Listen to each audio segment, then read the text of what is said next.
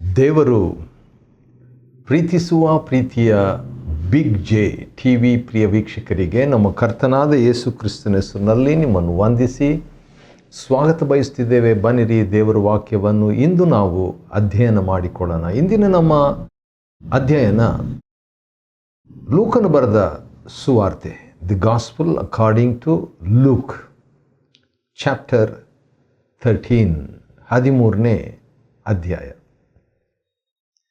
ಲೂಕನು ಬರೆದ ಸುವಾರ್ತೆ 13ನೇ ಅಧ್ಯಾಯ 2 ಭಾಗವಾಗಿ ವಿಭಾಗಿಸಿ ನಾವು ಇದನ್ನು ಅಧ್ಯಯನ ಮಾಡಿಕೊಳ್ಳುವಂಥದ್ದು ಒಳ್ಳೆಯದಂತ ನನಗೆ ಅನಿಸಿದೆ. ಆದ ಕಾರಣ 2 ಭಾಗ ಅಂದರೆ ಲೂಕನು ಬರೆದ ಸುವಾರ್ತೆ 13ನೇ ಅಧ್ಯಾಯ 1ರಿಂದ 21 ವಚನಗಳವರೆಗೆ ನಾವು ನೋಡಿಕೊಳ್ಳಲಿಕ್ಕಿದ್ದೇವೆ. ಲೂಕನ ಸುವಾರ್ತೆ 13ನೇ ಅಧ್ಯಾಯ 1ರಿಂದ 21 ವಚನಗಳಲ್ಲಿ ಆಶೀರ್ವಾದದ 9 ರಹಸ್ಯಗಳನ್ನು ನೋಡಿಕೊಳ್ಬೋದು. 9 ಸೀಕ್ರೆಟ್ಸ್ ಆಫ್ ಬ್ಲೆಸ್ಸಿಂಗ್. ಆಶೀರ್ವಾದ ಅಂತ ಹೇಳಿದ ತಕ್ಷಣ ದೇವರ ಆಶೀರ್ವಾದ. ದೇವರು ಆಶೀರ್ವಾದದ ದೇವರು. ಅಬ್ರಹಾಮನು ಕೇಳಲಿಲ್ಲ, ಆದರೂ ಕೂಡ ದೇವರು ಅಬ್ರಹಾಮನಿಗೆ ಕಾಣಿಸಿಕೊಂಡು ನಾನು ನಿನ್ನನ್ನು ಆಶೀರ್ವದಿಸುವೆನು. ಅಬ್ರಹಾಮನು ಕೇಳಲಿಲ್ಲ ತಾನು ಆಶೀರ್ವಾದ ನಿಧಿಯಾಗಿರ್ಬೇಕಂತ ಹೇಳ್ಬಿಟ್ಟು, ಆದರೂ ಕೂಡ ದೇವರು ನೀನು ಆಶೀರ್ವಾದ ನಿಧಿಯಾಗಿರುವೆ ಅಂತ ಹೇಳ್ತಾರೆ.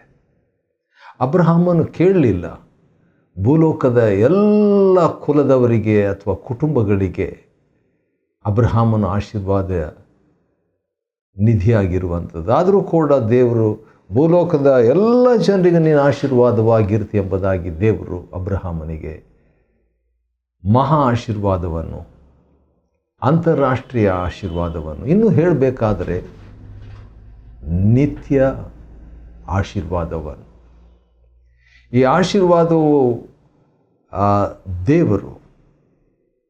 ದೇವರ ಮೆಚ್ಚುಗೆ, ದ ಫೇವರ್ ಆಫ್ ಗಾಡ್ ಕೊಡುವಂಥದ್ದಾಗಿದೆ.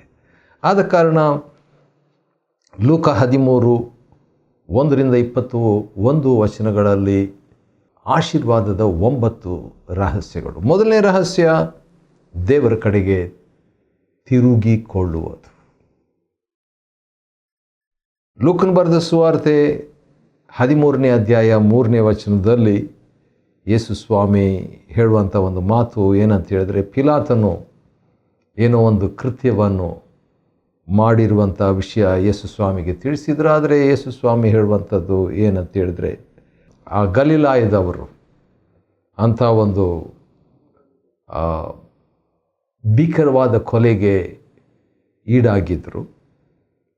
ಆದರೆ ಅವರು ಬೇರೆ ಎಲ್ಲ ಗಲಿಲಾಯದವರಿಗಿಂತಲೂ ದೋಷಿಗಳಂತ ನೀವು ತಿಳ್ಕೊಳ್ಬೇಡ್ರಿ. ಯಾಕಂತ ಹೇಳಿದರೆ, ನೀವು ದೇವರ ಕಡೆಗೆ ತಿರುಗಿಕೊಳ್ಳದೆ ಹೋದರೆ ನೀವೆಲ್ಲರೂ ಅವರಂತೆಯೇ ನಾಶವಾಗಿವಿರಿ ಅಂತ ಹೇಳ್ಬಿಟ್ಟು, ಪಿಲಾತನಿಂದ ನಾಶವಾದಂಥ ಕೆಲವು ಗಲಿಲಾಯದವರ ಬಗ್ಗೆ ಅಲ್ಲಿ ವರದಿ ಬಂದಾಗ ಯೇಸು ಸ್ವಾಮಿ ಹೇಳಿದಂಥ ಮಾತು. ಕೆಲವು ಸಾರಿ ನಾವು ಕೂಡ ನ್ಯೂಸ್ನಲ್ಲಿ ಇಂತಿಂಥವರಿಗೆ ಭೀಕರವಾದಂಥ ಒಂದು ದಂಡನೆ ಅಥವಾ ಅನಾಹುತ, ಶಿಕ್ಷೆ ಏನೋ ಆಯಿತು ಅಂತ ಹೇಳ್ಬಿಟ್ಟು, ಅಂಥ ಸಂದರ್ಭದಲ್ಲಿ ನನ್ನ ಮನಸ್ಸು ಏನಂತ ಹೇಳಿದ್ರೆ, ದೇವರ ಕೃಪೆ, ಗಾಡ್ಸ್ ಗ್ರೇಸ್, ದೇವರ ಕೃಪೆ ಇಲ್ಲದಿದ್ದರೆ ನಾನು ಕೂಡ ಅದೇ ರೀತಿಯಾಗಿ ಆಗ್ತಿದ್ದೆ, ಅದೇ ರೀತಿಯಾಗಿ ದಂಡನೆ ಹೊಂದುತ್ತಿದ್ದೆ, ಅದೇ ರೀತಿಯಾಗಿ ನನಗೂ ಅನಾಹುತಕ್ಕೆ ಈಡಾಗ್ತಿದ್ದೆ. ಆದರೆ ದೇವರ ಕೃಪೆಯಿಂದ ನನಗೆ ಹಾಗೆ ಆಗಲಿಲ್ಲ. ಆದರೆ ನಾನು ಅವರಿಗಿಂತಲೂ ಉತ್ತಮರು ಎಂಬುದಾಗಿ ಅಲ್ಲ, ನಾನು ಮಾನಸಾಂತರ ಪಡಬೇಕು ಎಂಬುದಾಗಿ ನಾವು ಉಳಿದಿರುವುದು. ಪ್ರಲಾಪ 3ರಲ್ಲಿ ಬರೆದಿರುವ ಹಾಗೆ ನಾವು ಉಳಿದಿರುವುದು ದೇವರ ಕರುಣೆಯಿಂದಲೇ. ಆದ ಕಾರಣ ಲೂಕ 13:3 ದೇವರ ಕಡೆಗೆ ತಿರುಗಿಕೊಳ್ಬೇಕು. ಲೂಕ 13:5 ದೇವರ ಕಡೆಗೆ ತಿರುಗಿಕೊಳ್ಳಬೇಕು ಎಂಬುದಾಗಿ ಮತ್ತೆ ಮತ್ತೆ ನಮ್ಮ ಕರ್ತನಾದ ಯೇಸು ಕ್ರಿಸ್ತನು ಹೇಳುವಂಥ ಮಾತಿನಲ್ಲಿ, ಯಾಕಂದರೆ ಒಂದು ಸಿಲೋವಿನಲ್ಲಿ ಒಂದು ಗೋಪುರ ಬಿದ್ದು 18 ಜನ ತೀರೋದ್ರಂತೆ. ಆದರೆ ಯೆರೂಸಲೇಮಿನಲ್ಲಿರುವಂಥ ಎಲ್ಲ ಮನುಷ್ಯರಿಗಿಂತಲೂ ಇವರು 18 ಜನರು ದೋಷಿಗಳಂತ ತಿಳ್ಕೊಳ್ಬೇಕಾ? ಇಲ್ಲ.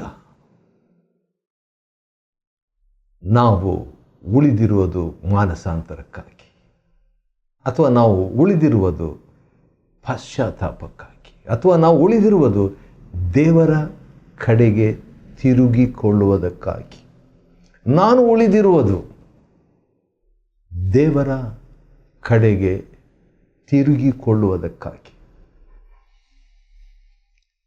ಹೌದು, ದೇವರ ಕಡೆಗೆ ತಿರುಗಿಕೊಳ್ಳುವುದು ಆಶೀರ್ವಾದದ ಮೊದಲನೇ ರಹಸ್ಯ.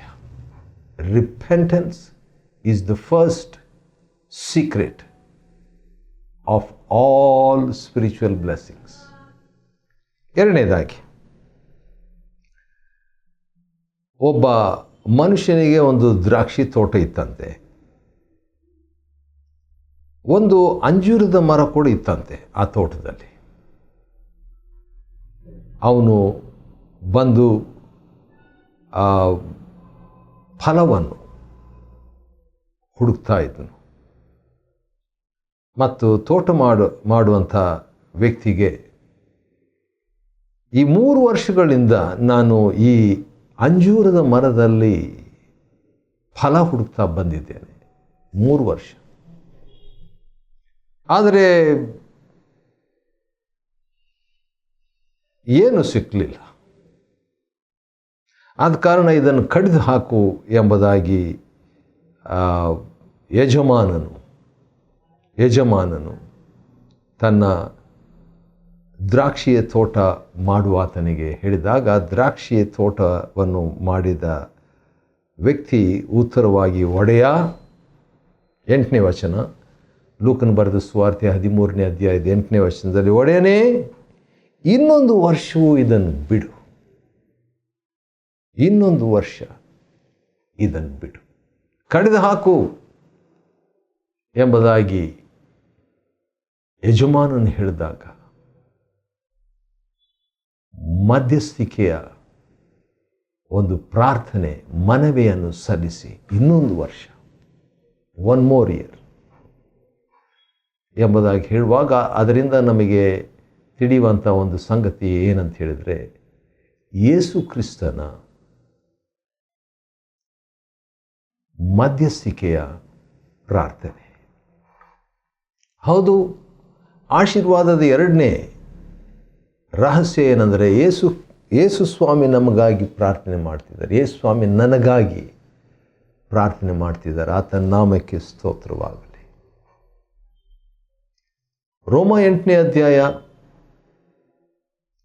ಇಬ್ರಿಯ 9ನೇ ಅಧ್ಯಾಯ, 7ನೇ ಅಧ್ಯಾಯ, ರೋಮ 8, ಇಬ್ರಿಯ 7, 1 ಯೋಹಾನ 2, ಇವೆಲ್ಲ ವಚನಗಳಲ್ಲಿ ನಾವು ನೋಡುವಾಗ, ಇನ್ನೊಂದು ವಾಕ್ಯ ಕೂಡ ನಾವು ನೋಡೋದಾದರೆ 1 ತಿಮೋತಿ 2, 4, 5. ಇನ್ನೊಂದು ಸರಿ ಹೇಳ್ತೀನಿ, ರೋಮ 8, ಇಬ್ರಿಯ 7, 7:25 ಮತ್ತು 1 ಯೋಹಾನ 2, 1-2 ವಚನ, ಮತ್ತು 1 ತಿಮೋತಿ 2, 4. ಇವೆಲ್ಲ ವಚನಗಳಲ್ಲಿ, 4-5 ವಚನಗಳಲ್ಲಿ ಯೇಸು ಕ್ರಿಸ್ತನು ನಮಗಾಗಿ ವಿಜ್ಞಾಪಿಸುವಾತನು. ಯೆಶಾಯ 53 ಕೊನೆ 2 ವಚನಗಳಲ್ಲಿ ಕೂಡ ಆತನು ನಮಗಾಗಿ ವಿಜ್ಞಾಪಿಸುವಾತನಾಗಿದ್ದಾನೆ. ವಾವ್! ದೇವರಿಗೂ ಮನುಷ್ಯರಿಗೂ ಮಧ್ಯಸ್ಥನು ಒಬ್ಬನೇ, ಒಬ್ಬಾತನೇ, ಅದು ನಮ್ಮ ಕರ್ತನಾದ ಯೇಸು. ಇನ್ನೊಂದು ವರ್ಷ ಬಿಡು. ನಾವು ಉಳಿದಿರುವುದು, ನಾವು ಆಶೀರ್ವಾದಕ್ಕೆ ಪಾತ್ರರಾಗಿರುವಂಥದ್ದು ಆತನ ವಿಜ್ಞಾಪನೆ, ಆತನ ಪ್ರಾರ್ಥನೆ. ಆತನ ನಾಮಕ್ಕೆ ಸ್ತೋತ್ರವಾಗಲಿ. ಇನ್ನೊಂದು ವರ್ಷವು ಒಡೆಯ ಇದನ್ನು ಬಿಟ್ಟುಬಿಡು, ನಾನು ಅದರ ಸುತ್ತಲೂ ಅಗಿದು ಗೊಬ್ಬರ ಹಾಕುವೆನು. ವಾವ್! ಇದೇನು ತೋರಿಸ್ತದೆ? ಮೂರನೇ ರಹಸ್ಯ ಅಂದರೆ ಆಶೀರ್ವಾದದ ಮೂರನೇ ರಹಸ್ಯ ಏನಂತ ಹೇಳಿದ್ರೆ, ಕ್ರಿಸ್ತನಿಂದ ಪೋಷಣೆ. ಕ್ರಿಸ್ತನಿಂದ ಪ್ರಾರ್ಥನೆ ಮಾತ್ರ ಅಲ್ಲ, ಮಧ್ಯಸ್ಥಿಕೆ ಪ್ರಾರ್ಥನೆ ಮಾತ್ರವಲ್ಲ, ಕ್ರಿಸ್ತನಿಂದ ಪೋಷಣೆ ಕೂಡ. ಯೋಹಾನ ಬರೆದ ಸುವಾರ್ತೆ 15ನೇ ಅಧ್ಯಾಯದಲ್ಲಿ, ನಾನು ದ್ರಾಕ್ಷೆ ಬಳ್ಳಿ, ನೀವು ಕೊಂಬೆಗಳು. ದ್ರಾಕ್ಷೆ ಬಳ್ಳಿಯಿಂದ ಹಾಗೆ ಆ ಕೊಂಬೆಗಳು ರಸವನ್ನು ಹೀರಿಕೊಳ್ಳುವಂಥ ರೀತಿಯಲ್ಲಿ ನಾವು ಕೂಡ ಆತನಿಂದ ಸತ್ವವನ್ನು, ಆತನಿಂದ ಸಹಾಯವನ್ನು, ಆತನಿಂದ ಪೋಷಣೆಯನ್ನು, ಆತನಿಂದ ಗೊಬ್ಬರವನ್ನು ಅಗಿದಾಗ ನೀರಿಗೆ ಅನುಕೂಲ. ಇನ್ನೂ ಸ್ವಲ್ಪ ನೀರು, ಪವಿತ್ರಾತ್ಮನೆಂಬ ನೀರು. ಪವಿತ್ರಾತ್ಮನನ್ನು ಕೊಡುವ ಆತನು ಆತನೇ. ಆ ರೀತಿಯಾಗಿ ಆತನ ಕಡೆಯಿಂದ ಪೋಷಣೆ ಹೊಂದುತ್ತಿರುವುದು ಆಶೀರ್ವಾದದ ಮೂರನೇ ರಹಸ್ಯ, ಥರ್ಡ್ ಸೀಕ್ರೆಟ್ ಆಫ್ ಬ್ಲೆಸ್ಸಿಂಗ್. ಆಶೀರ್ವಾದದ 9 ರಹಸ್ಯಗಳನ್ನು ನಾವು ನೋಡ್ಕೊಳ್ತಾ ಇದ್ದೇವೆ. ಲೂಕನ ಬರೆದ ಸುವಾರ್ತೆ 13ನೇ ಅಧ್ಯಾಯ 1ರಿಂದ 21 ವಚನಗಳಲ್ಲಿ. ಈಗ ಮೊದಲನೇದು ಮಾನಸಾಂತರ, 2ನೇದು ಮಧ್ಯಸ್ಥಿಕೆಯ ಪ್ರಾರ್ಥನೆ, 3ನೇದು ಕ್ರಿಸ್ತನಿಂದ ಪೋಷಣೆ, 4ನೇದಾಗಿ 12ನೇ ವಚನ. ಲೂಕನ ಬರೆದ ಸುವಾರ್ತೆ 13ನೇ ಅಧ್ಯಾಯದ 12ನೇ ವಚನದಲ್ಲಿ, ಸಭಾಮಂದಿರದಲ್ಲಿ 18 ವರ್ಷಗಳಿಂದ ದುರಾತ್ಮನಿಂದ ರೋಗಪೀಡಿತಳಾಗಿ ನಡುಬಗ್ಗಿ ಹೋಗಿದ್ದ ಒಬ್ಬ ಸ್ತ್ರೀ ಇದ್ದಳಂತೆ. ಆಕೆ ತನ್ನಷ್ಟಕ್ಕೆ ತಾನೇ ನಿಲ್ಲಲಾರದಂಥ ಒಂದು ಪರಿಸ್ಥಿತಿಯಲ್ಲಿದ್ದಳು. 12ನೇ ವಚನ. ಯೇಸು ಆಕೆಯನ್ನು ಕಂಡು ಹತ್ತಿರಕ್ಕೆ ಕರೆದು. ವಾವ್! ಎಷ್ಟು ಚೆನ್ನಾಗಿದೆ. ಆಶೀರ್ವಾದದ 4ನೇ ರಹಸ್ಯ ಕ್ರಿಸ್ತನ ದೃಷ್ಟಿ ಮತ್ತು ಕರೆಯುವಿಕೆ. ಕಂಡು ಕರೆಯುವುದು, ಕಂಡು ಕರೆದಂಥ ಒಂದು ಅನುಭವ ನಮ್ಮನ್ನು ಆಶೀರ್ವಾದಕ್ಕೆ ನಡೆಸ್ತದೆ. ಅದಾದ ಮೇಲೆ 12ನೇ ವಚನದ 2ನೇ ಭಾಗ, ಅಮ್ಮ, ನೀನು ಈ ಬಲಹೀನತೆಯಿಂದ ಬಿಡುಗಡೆಯಾಗಿದ್ದಿ.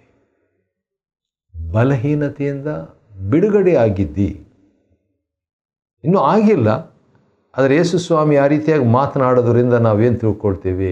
ಈ ಸ್ಪೋಕ್ ಫೇತ್, ವಿಶ್ವಾಸವನ್ನು ಮಾತಾಡಿದರು. ಹಾಗಾದರೆ 2 ರೀತಿಯಿಂದ ಇದನ್ನು ಅನ್ವಯ ಮಾಡಿಕೊಳ್ಳೋಣ. ಆಶೀರ್ವಾದದ ರಹಸ್ಯ, 5ನೇ ರಹಸ್ಯ, ವಿಶ್ವಾಸದಿಂದ ಕರ್ತನು ನಮ್ಮ ಜೀವನದಲ್ಲಿ ಮಾತಾಡಿದ್ದ ಅಷ್ಟೇ ಅಲ್ಲ, ನಾವು ಕೂಡ ನಮ್ಮ ಜೀವನದಲ್ಲಿ ಮಾರ್ಕ 12, 22, 23, 24 ವಚನ ಪ್ರಕಾರವಾಗಿ ವಿಶ್ವಾಸದಿಂದ ನಾವು ಕೂಡ ಮಾತನಾಡುವಂಥದ್ದು. We also need to speak faith into demonic bondages. ಯಾಕಂದರೆ 18 ವರ್ಷಗಳಿಂದ ದುರಾತ್ಮನಿಂದ ಅಥವಾ ಸೈತಾನನಿಂದ ರೋಗಪೀಡಿತಳಾಗಿದ್ದಂಥ ಈಕೆಗೆ ಯೇಸು ಸ್ವಾಮಿ ವಿಶ್ವಾಸದ ಮಾತನ್ನಾಡಿದರು. ಆಶೀರ್ವಾದ ನಮ್ಮ ಜೀವನದಲ್ಲಿ ಬರಬೇಕಾ? ವಿಶ್ವಾಸದ ಮಾತನ್ನು ನಾವು ಅರಿಕೆ ಮಾಡಬೇಕು, ಮಾತಾಡಬೇಕು, ಅಧಿಕೃತವಾಗಿ ಮಾತಾಡಬೇಕು. ಯಾವಾಗಲೂ ಇಲ್ಲ ನಕಾರಾತ್ಮಕವಾಗಿ ನನ್ನ ಕತೆ ಇಷ್ಟೇ ಮುಗೀತು, ಹಾಗಲ್ಲ ನಾವು ಮಾತನಾಡಬಾರ್ದು. 6ನೇದಾಗಿ ಲೂಕನ ಬರೆದ ಸುವಾರ್ತೆ 13ನೇ ಅಧ್ಯಾಯ 1ರಿಂದ 21 ವಚನಗಳಲ್ಲಿ ಇರುವಂಥ ವಾಕ್ಯ ಭಾಗವನ್ನು ಅಧ್ಯಯನ ಮಾಡಿಕೊಳ್ತಿದ್ದೇವೆ. ಅದರಲ್ಲಿ ಆಶೀರ್ವಾದದ 9 ರಹಸ್ಯಗಳಿವೆ. ಅದರಲ್ಲಿ 6ನೇ ರಹಸ್ಯ ಏನಂದರೆ ಕ್ರಿಸ್ತನ ಸ್ಪರ್ಶ. Wow, touch of the lord, ಕ್ರಿಸ್ತನ ಸ್ಪರ್ಶ. 13ನೇ ವಚನದಲ್ಲಿ ಯೇಸು ಆಕೆಯ ಮೇಲೆ ತನ್ನ ಕೈಗಳನ್ನು ಇಟ್ಟರು. ಏನು ಪ್ರೇಯರ್ ಮಾಡಲಿಲ್ಲ, ದೆವ್ವವನ್ನು ಗದರಿಸಲಿಲ್ಲ, ಎಣ್ಣೆ ಹಚ್ಚಲಿಲ್ಲ, ಉದ್ದ ಪ್ರಾರ್ಥನೆ ಮಾಡಲಿಲ್ಲ, ಗಟ್ಟಿಯಾಗಿ ಚೀರಲಿಲ್ಲ, ಅರ್ಚಲಿಲ್ಲ, ಸ್ವರ ವ್ಯತ್ಯಾಸ ಮಾಡಲಿಲ್ಲ. ಇವೆಲ್ಲ ಯೇಸು ಸ್ವಾಮಿ ಇವ್ಯಾವುದನ್ನು ಮಾಡಲಿಲ್ಲ. ಅಂದರೆ ಎಣ್ಣೆ ಹಚ್ಚಬಾರ್ದು ಅಂತ ನನ್ನ ತಾತ್ಪರ್ಯವಲ್ಲ, ಪ್ರಾರ್ಥನೆ ಮಾಡಬಾರ್ದು ಅಂತ ನನ್ನ ತಾತ್ಪರ್ಯವಲ್ಲ, ಸ್ವರ ಗಟ್ಟಿಯಾಗಿ ಎತ್ತಬಾರ್ದು ಅನ್ನೋದು ಕೂಡ ನನ್ನ ಮಾತಿನ ತಾತ್ಪರ್ಯವಲ್ಲ. ಆದರೆ ನನ್ನ ಮಾತಿನ ತಾತ್ಪರ್ಯ ಇಷ್ಟೇ, ಅದೇನೆಂದರೆ ಯೇಸು ಸ್ವಾಮಿ ಯಾವುದು ಮಾಡಲಿಲ್ಲ. ಹೌದು, 18 ವರ್ಷದಿಂದ ಈಕೆ ಸೈತಾನನಿಂದ ಬಾಧಿತಳಾಗಿದ್ದಳು. ಆಕೆಗೆ ಯೇಸು ಸ್ವಾಮಿ ನೋಡಿ ಕರೆದು ಬಿಡುಗಡೆಯಾಗಿದ್ದೆ ಅಂತ ವಿಶ್ವಾಸದ ಮಾತನ್ನಿಟ್ಟು ಕೈಗಳನ್ನು ಆಕೆಯ ಮೇಲೆ ಇಡಲು ಕೂಡಲೇ ಆಕೆ ನೆಟ್ಟಗಾದಳು. I like the style of Jesus.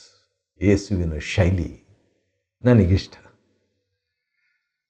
ಆನಂತರ 7ನೇ ರಹಸ್ಯ ಕೆಲವರಿಗೆ ಇಷ್ಟವಾಗಲಿಲ್ಲ. ಆದರೆ ಯೇಸು ಸ್ವಾಮಿ 16ನೇ ವಚನದಲ್ಲಿ ಒಂದು ಮಾತು ಹೇಳ್ತಾನೆ, ಅಬ್ರಹಾಮನ ಮಗಳಾದ ಈ ಸ್ತ್ರೀಯನ್ನು 18 ವರ್ಷಗಳಿಂದ ಸೈತಾನನು ಕಟ್ಟಿ ಹಾಕಿದ ಈ ಬಂಧನದಿಂದ ಸಬ್ಬತ್ ದಿನದಲ್ಲಿ ಬಿಡಿಸಬಾರ್ದು. ಹೌದು, ಅಬ್ರಹಾಮನ ಮಗಳು. ಸುಮಾರು 4000 ವರ್ಷಗಳ ಹಿಂದೆ, ಹತ್ರ ಅಥವಾ 3000ಕ್ಕಿಂತಲೂ ಹೆಚ್ಚು ವರ್ಷಗಳ ಹಿಂದೆ ಅಬ್ರಹಾಮನ ಇದ್ದಿದ್ದು. ಆದರೆ ಯೇಸು ಸ್ವಾಮಿ ಅಬ್ರಹಾಮನ ಮಗಳು ಎಂಬುದಾಗಿ ಹೇಳುವಾಗ, ಹೌದು, ಅಬ್ರಹಾಮನ ಆಶೀರ್ವಾದವು ಕ್ರಿಸ್ತನ ಮೂಲಕ ನಮಗೆ ಲಭ್ಯವಿದೆ. ಗಲಾತ್ಯ 3, 13, 14, 15. 8ನೇದಾಗಿ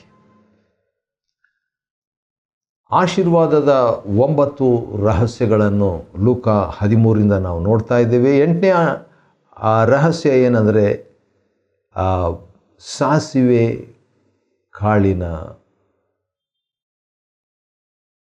ವಿಷಯ. ಅಂದರೆ ದೇವರಾಜ್ಯ ಸಾಸಿವೆ ಕಾಳಿನಂತಿದೆ. 18ನೇ ವಚನ, 19ನೇ ವಚನ. ಯಾವ ರೀತಿಯಾಗಿ ಆ ಸಾಸಿವೆ ಕಾಳು ಅದು ಬೆಳೆದು ದೊಡ್ಡ ಮರವಾಗಿ, ಪಾಲಸ್ತೀನಲ್ಲಿರುವಂಥ ಸಾಸಿವೆ ಕಾಳಿನ ಮರ, ಪಕ್ಷಿಗಳು ಬಂದು ಕೊಂಬೆಗಳಲ್ಲಿ ವಾಸ ಮಾಡಿದ್ವಲ್ಲ, ಆ ರೀತಿಯಾಗಿ ನಾವು ಇತರರಿಗೆ ಆಶೀರ್ವಾದವಾಗಿ ಇರಬೇಕು. ಸಾಸಿವೆ ಕಾಳಿನ ಜೀವನ ಅಥವಾ ಪಾಠ. 9ನೇದಾಗಿ ಇನ್ನೊಂದು ರಹಸ್ಯ ಕೂಡ ಇದೆ. 13ನೇ ಅಧ್ಯಾಯ ಲೂಕನು ಬರೆದ ಸುವಾರ್ತೆ 21ನೇ ವಚನ. ದೇವರ ರಾಜ್ಯವು ಹುಳಿ ಹಿಟ್ಟಿಗೆ ಹೋಲಿಕೆಯಾಗಿದೆ. ಯಾಕಂತ ಹೇಳಿದರೆ, ಒಬ್ಬ ಸ್ತ್ರೀಯು ಅದನ್ನು ತೆಗೆದುಕೊಂಡು ಹುಳಿ ಇಲ್ಲದ 30 ಸೇರು ಹಿಟ್ಟಿನಲ್ಲಿ ಕಲಸಿದಾಗ ಹಿಟ್ಟೆಲ್ಲ ಹುಳಿಯಾಯಿತು. ಅಂದರೆ ಪ್ರಭಾವಿಸುವಂಥದ್ದು, ಇನ್ಫ್ಲೂಯೆನ್ಸ್. ಸ್ವಲ್ಪನೇ ಹುಳಿ, ಆದರೆ ಹಿಟ್ಟನ್ನೆಲ್ಲ 30 ಸೇರು 40 ಸೇರು ಎಷ್ಟು ಸೇರಿದ್ರು ಆ ಹಿಟ್ಟನ್ನೆಲ್ಲ ಅದು ಪ್ರವಾಹಿಸಿ, ಹೌದು, ಅದು ಆ ರೀತಿಯಾಗಿ ಪರಿಣಾಮವನ್ನು ಬೀರುತ್ತದೆ. ಆ ರೀತಿಯಾಗಿ ನಾವು ಕೂಡ ಪ್ರಭಾವಿಸಬೇಕು. ಅದು ಕೂಡ ರಹಸ್ಯ. ಹೌದು, ಯಾವುದಕ್ಕೆ? ಆಶೀರ್ವಾದಕ್ಕೆ. ಲೂಕನ್ ಬರೆದ ಸುವಾರ್ತೆ 13ನೇ ಅಧ್ಯಾಯ 1-21 ವಚನಗಳನ್ನು ಅಧ್ಯಯನ ಮಾಡಿಕೊಳ್ಳುವಂತೆ ದೇವರು ಕೊಟ್ಟ ಕೃಪೆಗಾಗಿ ಆತನಿಗೆ ಸ್ತೋತ್ರವಾಗಲಿ. ದೇವರು ನಿಮ್ಮನ್ನು ಆಶೀರ್ವದಿಸಲಿ.